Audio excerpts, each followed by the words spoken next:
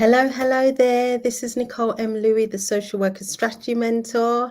I hope that you're well today. I'm going to be talking about when is a good time or when is the right time, when should you be handing in your notice at your job to become fully independent. So if this is a subject that you're interested in, I want you to tune in. I want you to tag a social worker that you know, share it on your page so that they can also hear. This is really important because I work with, whenever I'm working with my mentees, this is something that we work through together. And I can tell you that I can remember one mentee that I worked with in my program where he had an idea of the date that he wanted to be fully independent. And when we actually ran through the process that I'm about to show you, he discovered, or shall I say, we discovered that his timeline and his dates were all over the place. He would have handed in his notice prematurely, which would have resulted in him actually not having started his business. He didn't have a clear plan, so he had chunks missing in his ideas, and he didn't understand what infrastructure was actually required. And so he would have actually handed in his notice and he would have had nothing to actually walk into that was solid and proper as a business. And so he would have actually set himself up to fail. But doing the work with me actually revealed, and doing this process revealed to him that his dates weren't aligned, that he had miscalculated what he needed to be doing when of the bits that he did have, and realized that there was far more to consider and engage. So I'm going to just share with you the process that I took him through so that he was actually able to have something solid to walk away with and actually know that when he sets up, when he makes a transition all the way into full independence, he will be doing it from a solid place. And so again, if this is something that you would want help with or support with, you could DM me the word launcher and I will drop you an email or a message right back and advise you of the next steps, so we could jump on a call and talk about how we can move you forward. Okay, so let's get into it. There are 4 steps that I'm going to share with you, 4 steps that are things that you need to consider before you even think about, okay, I'm leaving my job and becoming fully independent, and thinking about the timescale. The timescale is dependent on these 4 areas, and there might be other areas that you come up with, but these are the 4 crucial things that you really want to consider fully and objectively. I say objectively because if you've listened to any of my other live streams, you'll know that I talk about self-sabotage, the imposter syndrome. And so these are things that sometimes come up for us or that are actually working against us and causing us to stay frozen when actually we can be moving forward. So I want you to be objective in these areas. So I'm going to give you some food for thought in these areas to really think about it. So get a notepad and pen if you haven't done already, because we're going to go through them. The first one is your health. The reason why I'm putting this as top of the priority list is because for us as social workers, we know that our health has deteriorated as we remain longer within statutory services and working for somebody else, especially like local authorities. And that's just because of the pace. It's because of the demands of the job. It's because of the type of work that we're doing. We're dealing with a lot of trauma. We're listening to difficult stories. We're having to do really hard work. Sometimes we're placing children, removing children from their parents' care. Sometimes we're dealing with older people who are dying on our caseload. And so, you know, we have to take thought of our own mental health, but also our own physical health. Many of my mentees are mentees who have got ill health, and it's because over a number of years, they have just ignored their needs and prioritized work. And so the first thing I want you to be thinking about is, where are you in health? Now, the matter around health could be something that pushes you quicker towards needing to become fully independent quicker.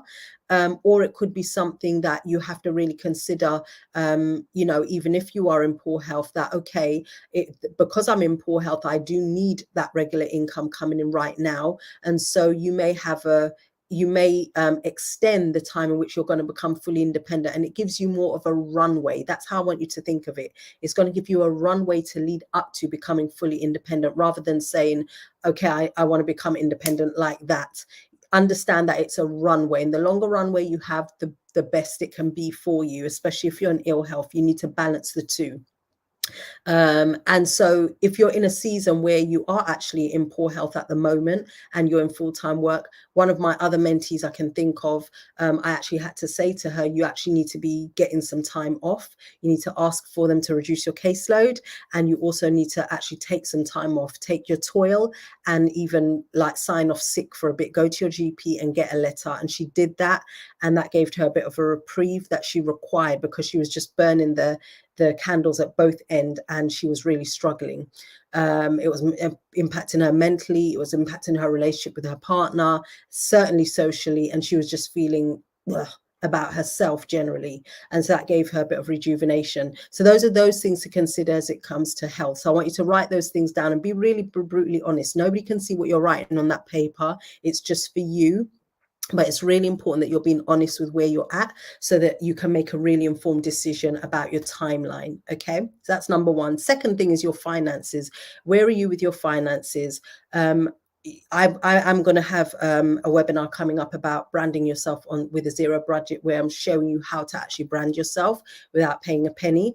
So that will be available soon.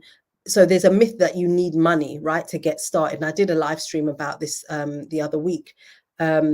And so you don't need money necessarily to start branding yourself and to advertise and get yourself out there. But of course, you need to know what you're doing. You need to have a solid infrastructure before you get people coming to your doors, because you need to have something to offer them, okay, that you know is going to work. So that's the first. That's the second thing, is around your finances. How are you doing in that? What is the shape like? Is it just yourself that you're thinking of because you're single, or do you have a family? Do you have children? Do you have somebody else that makes a decision with you? Those are the things that you want to really consider and be clear about, as to whether you've got a pot of money, whether you don't have, whether you're happy with the money that you actually have coming in right now. Because if you're not, then independence is definitely something that doesn't have a ceiling on your income, and that will actually afford you and reap you dividends as you move forward. But you need to do it in a calculated way. And so being really clear that maybe at this time you start putting a percentage of whatever your income is away, just to be able to say, this is going to be towards my business. It could be 0.5% of your complete gross income as an agency worker that you have coming in, or it could be 1%. Whatever it is, start putting something away. You might just say that you're going to take some kind of a lump sum rather than a percentage at the end of every month, and put it away in whatever way you want to do it. But start thinking about that, and be really clear about what is your what is your goal? What money do you want to have coming in? Because also that will dictate, and that's going to be based on something. So my mentees will tell you that I take them through my wealth goal system, and that is a strategic system that we look at how to really understand how to work out your money. So you're not just plucking a figure out the air. All right. And so it's really important that you are clear about what the state of your finances are, what you want it to be, why you want it to be like that, and how you're going to go about getting it. That's going to make a big stake as to your time scale and when you become fully independent. The third thing is, and this is a big one, this is around your social state, network, your current network, your relationships, whether that's romantic or just family relationships. Where are you in that? Are the people around you serving you well? Are they supportive of what you're doing? Are they going to be supportive of what you're going to be doing as you move forward into full independence? Do they like the idea of you becoming independent, or do they want you to remain in paid employment when you don't want to?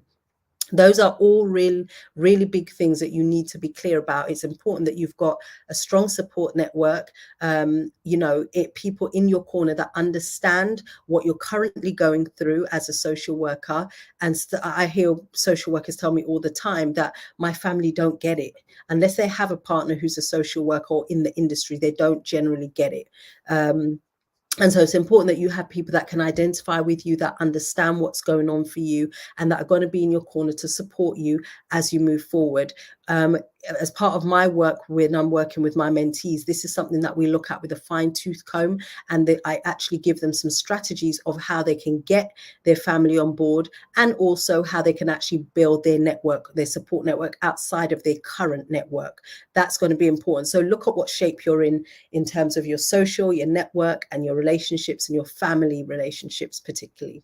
All right, that's the third thing. The fourth thing is, what have I written down? I can't even read my writing. Oh. That just looks like scribbles. Let me see what I've written. I write things down so that I don't waffle. So I've got health, finances, your social state, and can I not understand what I've written? It looks like the word green, but that doesn't make sense. Korea. I can see the two E's. It looks like cream, but it's actually Korea. Your career. Where are you in your career? That makes sense. How do you think I figured out what it said? Because I'm thinking, think logically, Nicole. What are the things that you want them to consider? Their career. Finally, the fourth thing, one of the most important things, like where are you in your career?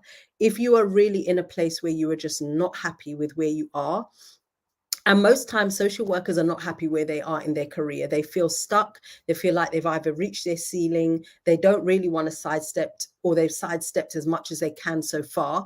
And so they're in a place where they're like, okay, I can't sidestep any further. I need to do something different because I'm still not feeling fulfilled. In fact, I'm working a lot more and I'm feeling far more removed from the people that I really want to serve. And so where are you in your career? Do you feel happy with it? Do you feel like you've plateaued? Do you feel like you have more to give? Most of the time, 9.5 times out of 10, social workers feel I have more I have to give. I want to serve in a very different way. And so that is really going to be pulling at your heart as to whether you want to stay.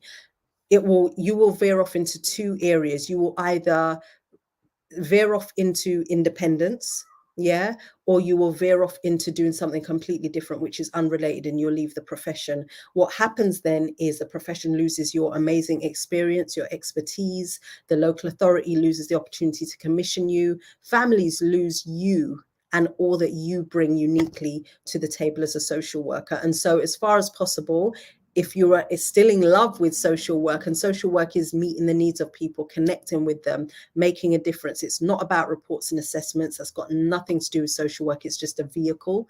And one of the ways in which we work with families, social work is really at the heart of it, is about being with people. And so if that is still something that's on your heart, where does that sit with you right now in your career? Are you feeling fulfilled in it? Are you doing what you intended when you first, became a social worker? And that's going to really guide you and steer you. So in terms of timescale, let's talk about that. First and foremost, once you've covered and you've looked at all those areas, I would say that you want to be projecting 12 to 18 months maximum. 18 months is like a maximum. And that's if you've got maybe, I mean, one of my mentees right now has got health difficulties, and that is something that's causing her to shorten her time scale and saying, I'm all in this because I can't, like, physically, psychologically, and emotionally, I cannot continue on this trajectory. So, but that has to be a personal decision for you. So 18 months is a maximum that I would say. Why? Because what happens is, remember I mentioned earlier on about self-sabotage, imposter syndrome. It's something that will creep in, and the longer you leave it is the longer you will push it. And you will end up saying, okay, I'm just going to extend it a little more. Okay, I'm not really going to do it. You're going to think that 18 months is so far away that you actually won't start the journey today. Yeah. And for some of you, it will take that 18 months because life is busy. Things are going on, even with accountability, or depending on how you choose to do it. If you do it with support or without support, you're going to need the accountability. And so if you don't have the accountability piece, or some of those areas that you need to still plug the gaps as you move forward on your journey, that may take you a bit longer than you anticipated. And so it's important to start the journey today if in 18 months you want to be fully independent.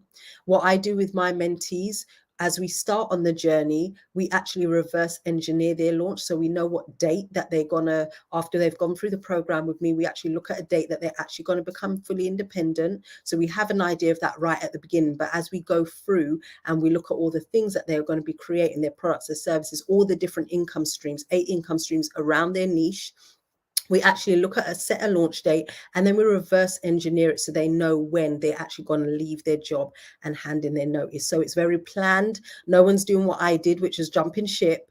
They're doing it in a very planned and methodical way. Okay. And so that's what I would advise you to do if you are somebody that is wondering, when should I become fully independent? Again, If this is something that you want help with, you can DM me the word launcher and we will go through this process. But understand this process is for people who are serious about wanting to become fully independent. You might want some support to look at these different areas, these 4 areas, and understand what you should be looking at specifically for you, and how to actually pivot, how to tip the balance, how to know, okay, is this something that should make me bring it forward or extend it further? That's something that you can get support with, that I can support you with.